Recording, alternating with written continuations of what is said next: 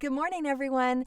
So, yesterday on Good Morning America, the CDC and the Surgeon General both recommended that people wear fabric face masks, providing a level of protection for us if we need to leave our home and go to the grocery store or the doctor's office. And if you go to deaconess.com, you can actually type in your state, and it gives a list of nonprofit organizations, homeless shelters, different places, food banks that are in need of fabric washable face masks. I linked the original video below so you can watch that. And I made a video just to show you how quick and easy this really is. Any seamstresses out there, a call to action to you, anyone with beginning sewers with a sewing machine and some fabric scraps. I am not an advanced sewer by any means, and it took me about 20-25 minutes to make the first one. But once I got it down, I was able to crank out 20 masks yesterday at about 10 to 12 minutes per mask. So it's a way that maybe you can help. And if you have some time and fabric on your hands and a sewing machine, to take some time to just help others that are in need as well. Let's get to it. So in this short tutorial, I'm going to show you how to make a cloth face mask with reversible sides so that you can keep track of what was facing the outside versus what was touching your mouth between washes. You're just going to put right sides together. Start about 2 inches from the top so that you leave a gap to fold inside out later. But with right sides together, just a straight stitch, just sewing down one side, starting at about 2 inches from the top.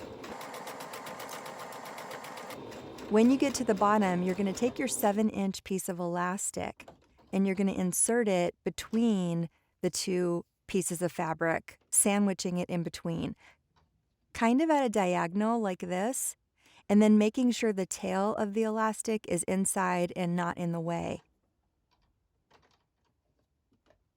Then I sewed that into place, and I actually did a back stitch back over it and then over it again so that it's secure, sandwiched between the two pieces of fabric.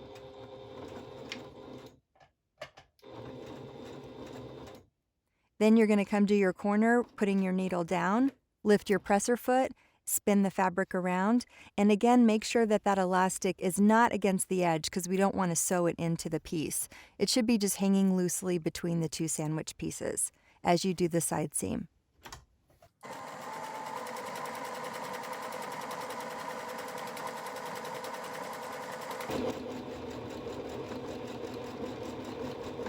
Then when you get to the corner, you're going to take that loose piece and you're going to lay it down in the corner, again, making sure that your needle is down so the fabric doesn't move, but lifting your presser foot and placing that in the corner diagonally, just like you did at the top.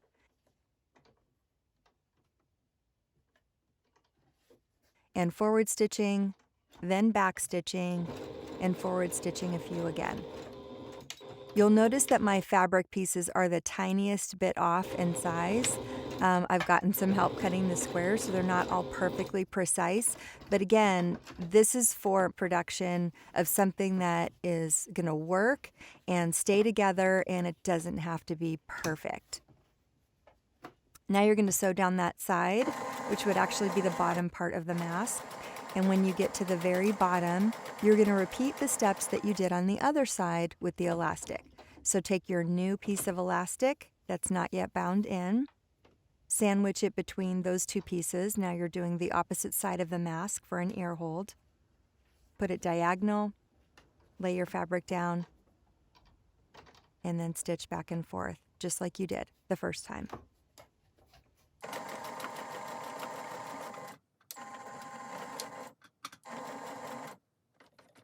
Put your needle down, lift your presser foot, flip it to the side. Again, your elastic is inside the two sandwich pieces. And now you're going to sew down what would be the right side of the mask.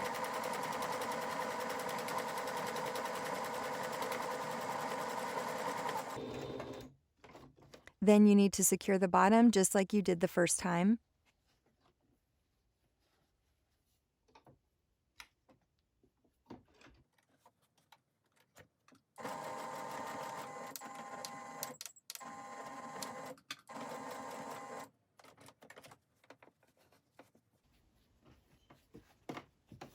and sew across to the top of the opening, leaving a 2-inch gap.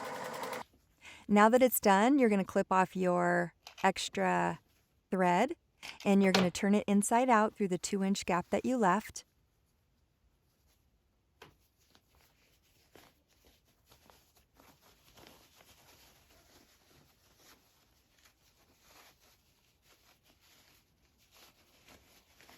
So now your right sides are out, poking out your corners. And your elastic should be firmly in place. This is the part that'll go around your ears on the outside of the mask. Tug on the elastic just a little to make sure it's secure. If you needed to go back and do some reinforcement stitching on the underside, you'd want to flip it back inside out and do that first. Then I'm actually going to close the hole at the top with just a little straight stitch down that section. Again, I'm using white thread regardless of the patterns that I have or the colors that I'm using, just for the sake of time.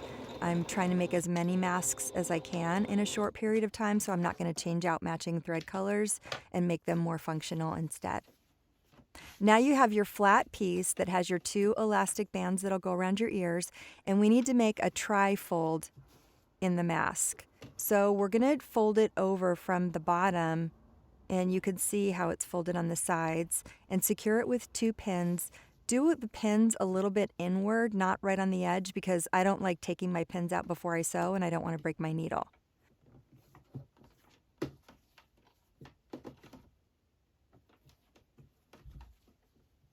Now I'm doing the second fold.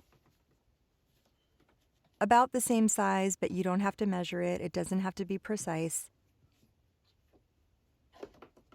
Adding 2 more pins to secure that in place.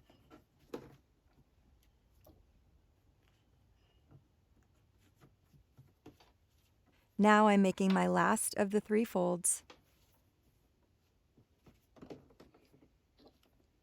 which comes right about to the top. It's starting to get a little bulkier now, so you'll have to sew a little bit more slowly to make sure that you get all those edges in place for the folds.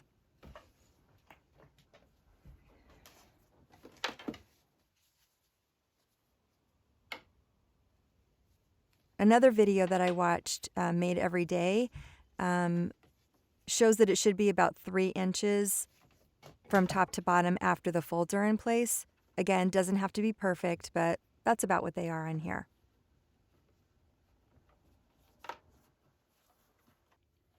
Now I'm just going to sew down the edges to secure the folds in place on the top of the fabric.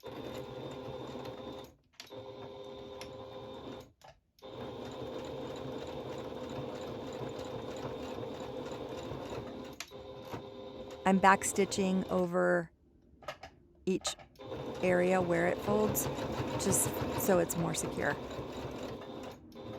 And then again, back stitching over the elastic one more time. Put down your needle, lift your presser foot and turn, and now you're going to do the bottom of the mask. You might have to take some pins out at this point.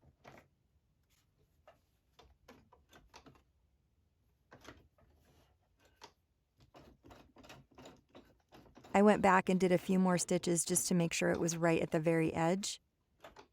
And now I'm sewing across the bottom.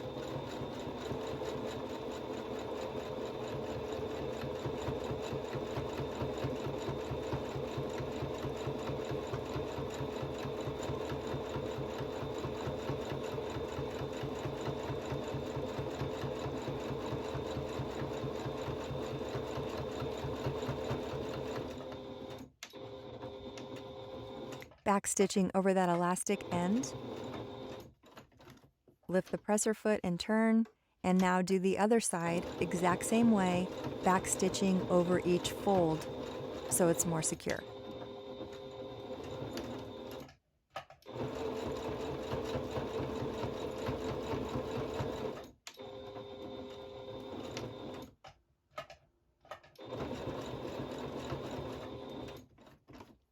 And then turning and edging along the top of the mask.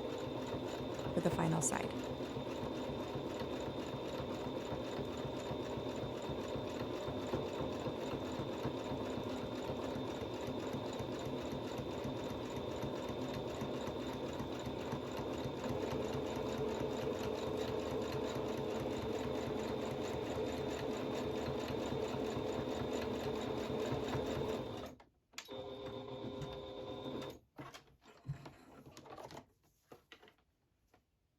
Now just clip your thread. Be careful not to clip the elastic.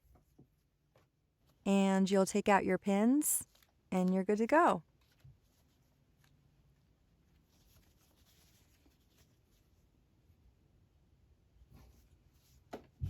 If you're donating these to an organization, you should wash them before you donate, and then you can press them so they're nice and flat again with the seams before you send them off. Here's another that I made. A few more. It takes about 10 minutes to make a mask, maybe 12 minutes.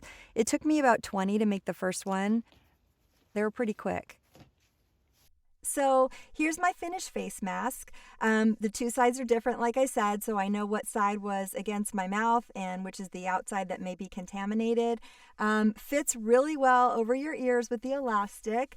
And then you can see that it's expandable and fits really well over your nose and mouth. Hopefully to help keep you and your family safe and free from this virus. Fits good and super cute too. So hopefully you'll make your own for your family members or to donate to a charity. I'm linking below the information to the charities that are accepting donations. I'm washing mine before I send them in. Make sure they're nice and clean before they're donated. The link is below. There are two organizations I found right now in Las Vegas. If you go on to deaconess.com, you put your state in, it shows all the places that are looking for donations of cloth face masks that are in your area. Just a tiny way to help you or the community. If you have the time, if you have extra scraps of fabric in a sewing machine and are wondering how you can help, this is one way. So thank you so much for watching. I appreciate it. Stay safe and stay home.